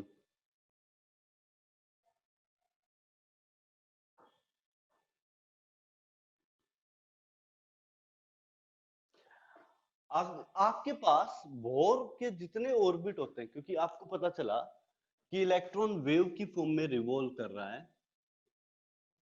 तो यहां पर जब इलेक्ट्रॉन फर्स्ट ऑर्बिट में रिवॉल्व करेगा तो इसमें क्या होगा कि नंबर ऑफ वेव्स अगर पूछा जाए तो फर्स्ट ऑर्बिट में 1 वेव, सेकंड ऑर्बिट में 2 वेव, थर्ड ऑर्बिट में 3 वेव, फोर्थ ऑर्बिट में 4 वेव। बेसिकली जितना n का नंबर होता है वही नंबर ऑफ वेव के इक्वल होता है, उतनी ही वेव नेट मिला के कंप्लीट हो जाएंगी। इसके लिए अगर डायग्राम अगर कुछ होगा तो मैं शेयर कर दूंगा खैर आपके साथ, अगर कोई डायग्राम होगा तो। लेकिन बेसिकली क्या होता है कि जितना n का नंबर होता है उतनी ही वेव इलेक्ट्रॉन फॉर्म करता है, जिस भी ऑर्बिट में होगा उसी ऑर्बिट के नंबर के बराबर वेव इलेक्ट्रॉन फॉर्म करेगा। चलिए एक और नए प्रिंसिपल पे आते हैं। डी ब्रोगले का वर्डिंग में लिखवाऊं, वर्ड्स में भी लिखवाऊं श्रेया? समझ आ मतलब गया। तो यही हुआ ना। मतलब तो वही है, लेकिन अगर लिखवाना हो तो बता सकते हो।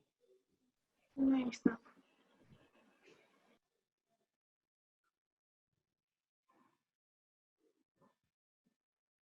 हाँ, अगला कॉन्सेप्ट एक और खतरनाक कॉन्सेप्ट है। किसी भी ऑब्जेक्ट का, फास्ट मूविंग ऑब्जेक्ट का, हम लोग पोजीशन और मोमेंटम एक साथ डिफाइन नहीं कर सकते। ये क्या बात हुई, कुछ अजीब बात नहीं है? कोई भी फास्ट मूविंग ऑब्जेक्ट है, उसकी आप पिक्चर लेने की कोशिश करते हो, आपको बेसिकली क्या दिखाई देगा? कभी भी आप मोमेंट में किसी ऑब्जेक्ट की, मतलब इवन पर्सन मूव कर रहा हो, थोड़ा बहुत हिल भी रहा होगा, अगर मोमेंट शो कर रहा है और उसकी पिक्चर लेते हो तो पिक्चर हमेशा ब्लर्ड आती है, क्यों?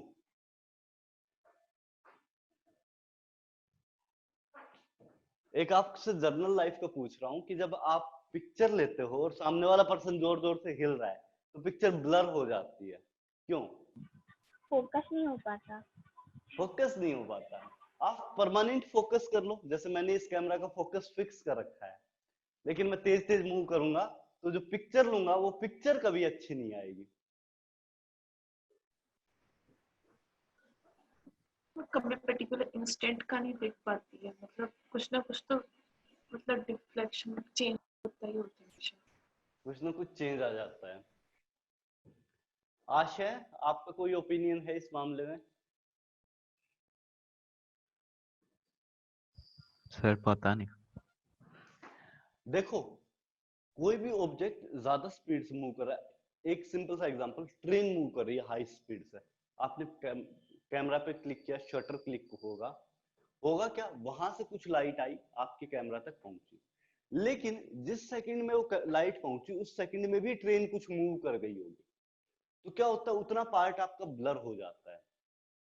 आगे की तरफ उतनी थोड़ा सा ट्रेन एक्स्ट्रा दिखेगा, पीछे की तरफ थोड़ा सा ट्रेन कम दिखेगा, मतलब ऐसा थोड़ा सा आगे और पीछे थोड़ा थोड़ा ब्लर पार्ट आएगा, ऐसा होता है। हम लोगों के साथ बेसिकली प्रॉब्लम क्या होता है, जिस इंस्टेंट में वो ट्रेन मूव कर रही है एकदम से फास्ट मूविंग है, तो जिस टाइम में आपने क्लिक किया, शूट किया, उसको क्या बोलते हैं, डेल्टा टी, क्योंकि शटर कुछ देर के लिए ओपन होगा क्लोज होगा, वो टाइम क्या बोलते हैं, डेल्टा टी। उस टाइम इंटरवल में आपने क्लिक किया है लाइट को, उस टाइम इंटरवल में आपके कैमरा के लेंस तक पहुंचना चाहिए था। तो डेल्टा टी टाइम के अंदर क्या हुआ कि उसकी पोजीशन चेंज हो गई है। अगर आपने उसका मोमेंटम फिक्स रखा तो पोजीशन कंटिन्यूअसली इनफाइनाइटली वेरी करती है, बेसिकली पोजीशन आपका वेरी कर जाता है अगर आप मोमेंटम फिक्स रखोगे, मतलब वेलोसिटी फिक्स रखते हो या चेंज इन मोमेंटम को फिक्स रखते हो, तो आपके पास क्या होगा, पोजीशन वेरी कर जाएगी। कुछ अजीब है। हाइजेनबर्ग अनसर्टेनिटी प्रिंसिपल, इसे क्या बोलते हैं, Heisenberg uncertainty principle.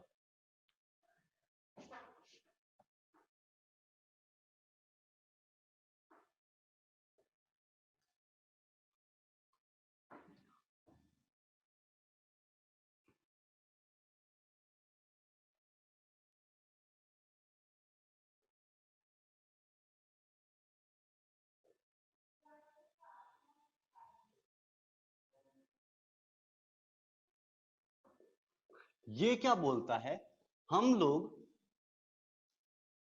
Del P into del X को कभी एग्जैक्टली डिफाइन नहीं कर सकते, that should always be greater than h by 2, h by 4 pi, h cross by 2 pi और h by 4 pi.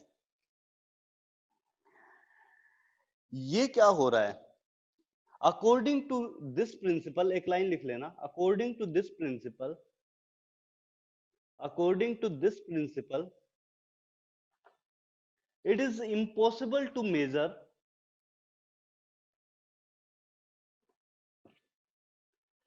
according to this principle it is impossible to measure the position, it is impossible to measure the position and momentum, the position and momentum of a microscopic particle. It is impossible to measure the position and momentum of a microscopic particle simultaneously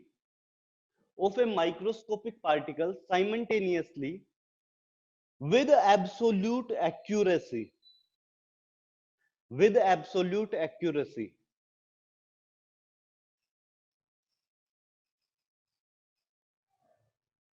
With absolute accuracy. if one is measured with if one is measured with great accuracy,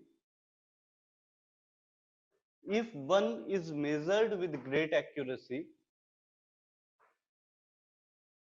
the other one will become very less accurate. The other one will become very less accurate.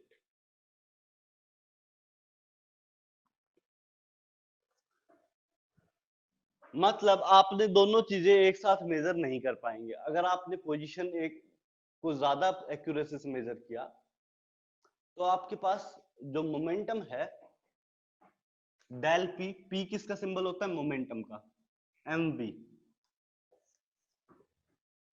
Del P किसका symbol है del M we का, मतलब mass into velocity, basically momentum का symbol है। तो momentum को ज्यादा accuracy से मेजर किया, मतलब एक्यूरेटली ढूंढने की कोशिश की मोमेंटम एक्यूरेटली है कितना, तो उसकी पोजीशन क्या हो जाएगी, बिल्कुल चेंज हो जाएगी, मतलब पोजीशन में एक्यूरेसी बिल्कुल नहीं रहेगी।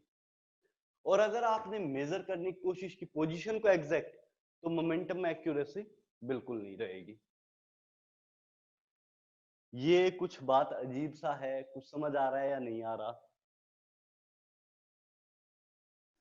सर हाँ श्रेया आपने बोलो। जो सेंटेंस लिखवाया है उसमें हाँ। लिखा है माइक्रोस्कोपिक पार्टिकल्स, बट हाँ, अभी हमें कैमरा का और ह्यूमन का एग्जांपल दिया था, ह्यूमन आर नॉट एक आइडिया दिया था कि वेरिएशन कैसे आता है, ह्यूमंस पे नहीं काम करता, मतलब कि हम क्योंकि ह्यूमंस पे काम नहीं करता, लेकिन एक आइडिया, क्योंकि कैमरा से क्या आइडिया लग जा रहा था, जो ब्लरिंग वाला पार्ट था बेसिकली इलेक्ट्रॉन के साथ भी सेम होता है, तो वो जो ब्लरिंग वाला पार्ट था वो चीज में समझाने की कोशिश कर रहा था कि ये ऐसे होता है, इलेक्ट्रॉन की पोजीशन ऐसे ही, माइक्रोस्कोपिक पार्टिकल बेसिकली इलेक्ट्रॉन की बात करेंगे यहाँ पे। तो इलेक्ट्रॉन की पोजीशन को हम लोग ऐसे मेजर नहीं कर पाते, जब इलेक्ट्रॉन का पिक्चर लेते हैं थ्रू इलेक्ट्रॉन माइक्रोस्कोप, बिल्कुल सेम वे में पिक्चर लेने की कोशिश करते हैं, तो क्या होता है कि इलेक्ट्रॉन में एक लाइन सी ऑब्टेन होती है, क्योंकि वो इलेक्ट्रॉन अपनी पोजीशन से कुछ डिफरेंट पोजीशन पे मूव कर गया है। ओके, तो टारगेट सर वो था कि कॉन्सेप्ट बताने का कि होता क्या है। और ये greater than equal to h/4 pi, हमने जो हाँ, पढ़ा था nh/4 nh/2 पाई था ना, mvr nh/2 pi. mvr is equal to nh/2 pi किस केस में था, बोर मॉडल में। हाँ, यहाँ यहाँ पर पे क्या, n को हाफ लेना है क्या, मतलब h/2 पाई। यहाँ पर देखो, इस प्रिंसिपल में मुझे अलग अलग बुक्स में अलग अलग मिला है, मतलब मैंने बहुत ज्यादा ऊपर ऊपर की बुक्स पढ़ी हैं, और मैं तुम्हें सीरियस बात बताऊं, तुम्हारे लेवल पे h/4 पाई दे रखा है, लेकिन जब मैं थोड़ा और अच्छी बुक्स में पढ़ने लगा तो कुछ जगह h/2 पाई है और कुछ जगह सिंपल h भी है। इतना वेरिएशन। इतना वेरिएशन है इसमें। जब आप ड्राइव करते हो तो एक कांस्टेंट के बराबर होना चाहिए, मतलब 10 रेज टू पावर में आपको पता होता है कि 10 रेज टू पावर -34 के आसपास जा रहा है, ठीक है, लेकिन ये जो 4 पाई 2 पाई या कुछ भी नहीं होने का फैक्टर, ये मतलब बहुत ज्यादा वेरिएबल है। अब मैं एमएससी के एक बैच को पढ़ा रहा था, सेंट्रल यूनिवर्सिटी के एमएससी का एक बैच दे रखा है मुझे, तो 5-6 दिन पहले की बात है कि ऐसे ही हाइजेनबर्ग अनसर्टेनिटी प्रिंसिपल को यूज करना था, तो वहां पर एक बुक में दे रखा है h/2 पाई, फिर दूसरी बुक में देखा तो h/4 पाई था, और फिर बच्चे ढूंढने लगे तो बच्चों ने 5-6 बुक से अलग अलग मुझे दिखा दिया कि सर ये दे रखा है, अब क्या करें। तो फिर मैं पढ़ने लगा, तो मैंने उसका डेरिवेशन चेक किया कि कैसे ड्राइव होता है। ये बेसिकली क्वांटम मैकेनिक्स के थ्रू, क्वांटम मैकेनिक्स जो अपने समझ से बाहर है, जहाँ की डेरिवेशन ज्यादा मुश्किल हो जाती है, वहां से ड्राइव करके लेके आते हैं।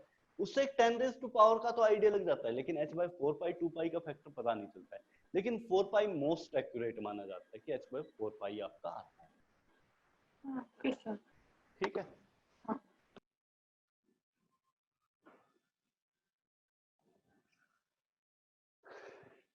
इस पे न्यूमेरिकल कैसा आता है देखिए,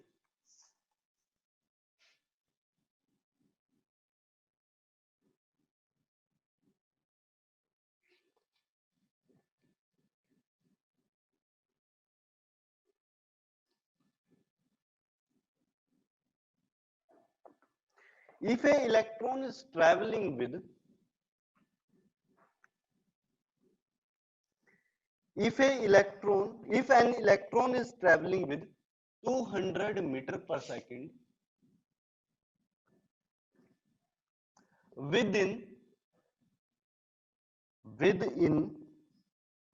1 meter per second uncertainty,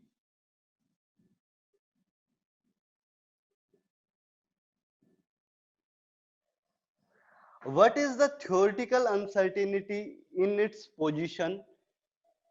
What is the theoretical uncertainty in its position? ऐसा कुछ क्वेश्चन आता है, आपके पास बोल दिया क्या, an electron is traveling with 200 meter per second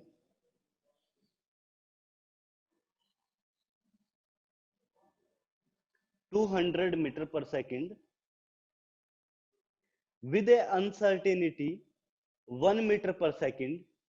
Calculate uncertainty in its position. कैसे निकालेंगे? आपके पास इस टाइप का क्वेश्चन आया तो आप क्या करोगे, इक्वल वाला टर्म यूज करोगे। h by greater than equal to है तो ग्रेटर देन वाला कंसीडर नहीं करेंगे, सिर्फ इक्वल वाला कंसीडर करेंगे। तो मिनिमम अनसर्टेनिटी आपका एक निकल के आ जाएगा, मैक्सिमम तो काफी ज्यादा हो सकता है। मिनिमम अनसर्टेनिटी कितना होगा, डेल पी को क्या लिखेंगे, डेल एम इंटू बी। मास को कांस्टेंट मान के बाहर ले लूं मैं, डेल से बाहर मास को तब ले सकता हूं जब मैं मास को एक कांस्टेंट मानता हूं। तो मैं क्या लिखूंगा, M del B into del X is equal to H by 4 pi. ठीक है क्या? हाँ सर।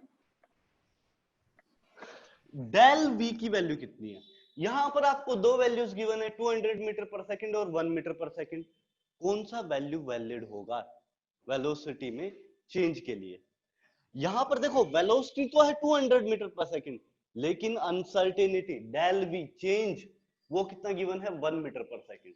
दोनों चीजों में फर्क है, वेलोसिटी तो कितना है 200, लेकिन जो चेंज है वो सिर्फ 1 मीटर पर सेकंड है। और अपने को कंसीडर क्या करना है, चेंज को कंसीडर करना है, ना कि पूरी वेलोसिटी को। अपने को सिर्फ चेंज को कंसीडर करना है, पूरी वेलोसिटी को कंसीडर नहीं करना है। तो मैं क्या करूंगा, यहां पर क्या कर देना, मास का वैल्यू रख देना 9.1 इंटू 10⁻³ इंटू वेलोसिटी का चेंज कितना है 1 into delta X is equal to 6.64 into 10⁻³ divide by 4 pi. ये कट कर देना, 10⁻³ बच जाएगा। Delta X is equal to 6.64 divide by 9.1 into 10⁻³। ये आपका चेंज इन पोजीशन आ जाएगा। डन। बाय 4 पाई में तो होगा, डिवाइड बाय 4 पाई। ये किस में होगा, मीटर में होगा, पोजीशन में चेंज मीटर में आएगा। ये बात समझ आई? यस। आधा डाउट तो होगा। आयुष, अगर आपको आ गया हो तो आप अपनी नेक्स्ट क्लास के लिए जा सकते हो, आगे मैं कुछ नहीं करा रहा हूं, ठीक है? अगर यहां तक समझ आया हो तो आप आगे अपनी नेक्स्ट क्लास के लिए मूव कर सकते हो। बाकी मैं इन लोगों के डाउट फिर क्लियर कर देता हूँ। आपका 7 बजे से क्लास है शायद। हाँ, आधा आप डाउट बताओ। सर नहीं है इसमें डाउट। नहीं है? अरे वाह, नहीं, क्या क्योंकि बात। आप ये अच्छे से बताओ। ठीक है। Pranav,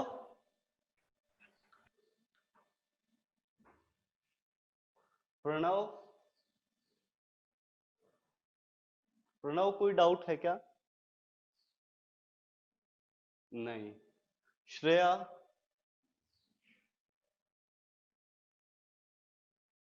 Shreya no sir. नहीं है। ठीक है, तो क्लास एंड कर दें? Thank you sir, bye sir. Bye. Yes, happy teachers day. Thank you, हाँ, happy teachers day. Thank you Adya.